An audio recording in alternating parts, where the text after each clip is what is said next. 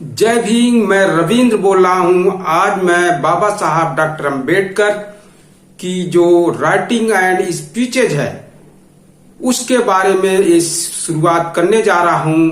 आज मैं वॉल्यूम 40 का जो पहला पेज है उससे मैं शुरू कर रहा हूं और आप इसको देखिए और अच्छा लगे तो आप इसको लाइक, सब्सक्राइब और कमेंट भी करिए। बाबा साहब डॉक्टर अंबेडकर 14 जनवरी 1946 को मद्रास से सोलापुर पहुंचते हैं। उस समय 1946 में संविधान सभा के सदस्यों का चुनाव चल रहा था और वहां वह पहुंचे।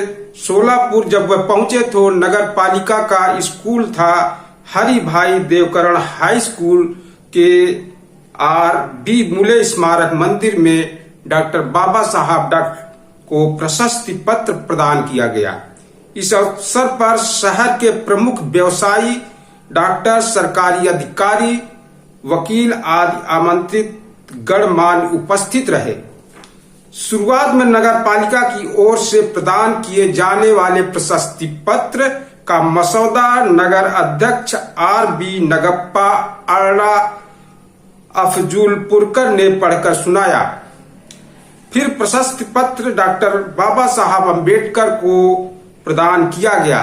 इसके बाद जिला बोर्ड की ओर से प्रदान किया जाने वाला प्रशस्ति पत्र बोर्ड के अध्यक्ष श्री G.D. साठे ने पढ़कर सुनाया और प्रदान किया। प्रशस्ति पत्रों के स्वीकार करने के बाद बाबा साहब डॉक्टर अंबेडकर ने कहा कि मैं बहुत आभारी हूं कि मुझे प्रशस्ति पत्र प्रदान किए गए।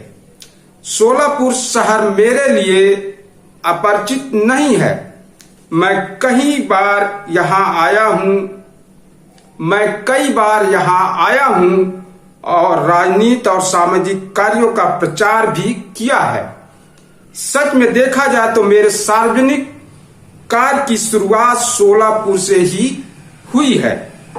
स्वर्गीय R.B. मूले ने अस्पृश्यों के लिए बोर्डिंग खोला और खुशी की बात है कि उनका काम उनके भाई भालचंद राव बनाम काका साहब मूले ने बढ़िया ढंग से आगे बढ़ाया है। भारत सरकार का अब तक का इतिहास देखे तो पता चलता है कि कर वसूलना तथा कानून और व्यवस्था पर नजर रखना, यही दो काम उनके सामने थे। हालांकि वर्तमान में इसमें कुछ बदलाव आया है। देश की दरिद्रता दुनिया के इतिहास में अपनी तरह की मिसाल है।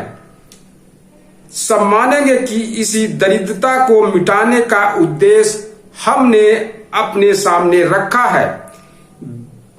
दिल्ली के पुनर्गठन का काम बड़े जोरों से चल रहा है। रहने की सुविधा, शिक्षा, व्यवसाय और उद्योग आदि पर केंद्र सरकार की 90% ऊर्जा व्यय हो रही है।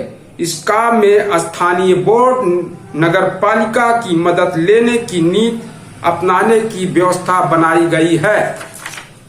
मैं अभी मंत्री हूं, यानी बाबा साहब उस समय वायसराय के काउंसिल में मेंबर थे और उन्हें लेबर संबंधित जो था वह उन्हें जिम्मेदारी दी गई थी। तो वही कह रहे हैं, मैं अभी मंत्री हूं, यानी मेंबर जो होता वो मंत्री की तरह उस समय काम करता था। मैं अभी मंत्री हूं, केवल सरकार की ओर से मजदूरों के हितों के बारे में अधिक ध्यान दिया जा रहा है। 1930 में इस मुद्दे के लेकर के रॉयल कमीशन का गठन किया गया था। इस आयोग ने कई सूचनाएं की थी, यानी कई सिफारिशें की थी। 1930 से 1942 तक का इतिहास देखने से यह पता चलेगा कि इस बारे में कुछ भी काम नहीं हुआ है। लेकिन 1942 से अर्थात मेरे मंत्री पद ग्रहण करने के बाद से आज 1946 तक केवल 3 वर्षों में विकास हुआ दिखाई देगा। यह आत्म प्रशंसा नहीं बल्कि वास्तविकता है। 1920 से आज तक केंद्रीय असेंबली में मजदूरों के केवल एक प्रतिनिधि को लिया जाता था। आज आप देखेंगे कि लोकसभा में 3 मजदूर प्रतिनिधि हैं। अब तक काउंसिल ऑफ स्टेट में एक भी मजदूर प्रतिनिधि नहीं लिया जाता था, लेकिन अब से एक प्रतिनिधि वहां भी लिया जाएगा। आगामी केंद्रीय असेंबली की बैठक में 10 बिल पेश होने वाले हैं जो मजदूरों के हित में होंगे। उनके मसौदे मैंने तैयार किए हैं। इससे पता चलेगा कि किस तरह से देश में सामाजिक और आर्थिक दरिद्रता को दूर करने की कोशिश जारी है। देश की सामाजिक स्थितियां अजीब सी हो गई हैं।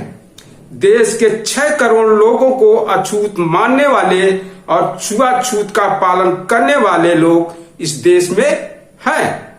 इस देश में अपराधों को व्यवसाय के तौर पर आजीविका का साधन बनाने वाले 25 लाख लोग हैं। इतिहास बताता है कि 8000 वर्ष पूर्व इस देश की संस्कृति में का निर्माण हुआ। ऐसे भी करोड़ों लोग हैं जिन्हें यह नहीं पता कि कैसे कपड़े पहने, खाना क्या खाएं आदि। जो सामर्थ्यवान हैं उन पर यह जिम्मेदारी है। देश आजाद हो कहने वालों पर यह जिम्मेदारी और ज्यादा है। जो लोग करोड़ों लोगों को अछूत और अपराधी मानते हैं, उन्हें आजादी मांगने का हक कैसे हो सकता है? इस जिम्मेदारी को टाला नहीं जा सकता। मुझसे कई बार पूछा जाता है कि डॉक्टर साहब आप कांग्रेस में क्यों नहीं शामिल हो जाते? आपका सम्मान बढ़ेगा। हर रोज अखबार के मौके की जगह पर आपका नाम छपेगा। लेकिन मुझे यह मंजूर नहीं है। बोलने से अधिक काम करने की जरूरत होती है। मैं कहीं भी जाऊं, जब ऐसी स्थिति यानी छुआछूत जैसी स्थितियों का सामना होता है तो मन व्यथित होता है। अस्पृश्यता निवारण का असली काम मैं ही कर रहा हूं। असल में यह काम स्पृश्य समाज के नेताओं का है। यहाँ अस्पृश्य और स्पृश्य शब्दों यूज किए, जो अस्पृश्य का मतलब है अछूत और स्पृश्य का मतलब है सछूत। असल में यह काम स्पृश्य समाज के नेताओं का है। अंग्रेजों से आजादी मांगने वालों को अपने देश की छुआछूत की समस्या के निवारण का काम हाथ में लेना चाहिए। स्वराज मांगने वालों इन लोगों के बारे में अंग्रेजों के मन में क्या सोचते हैं, इसका मुझे एहसास है।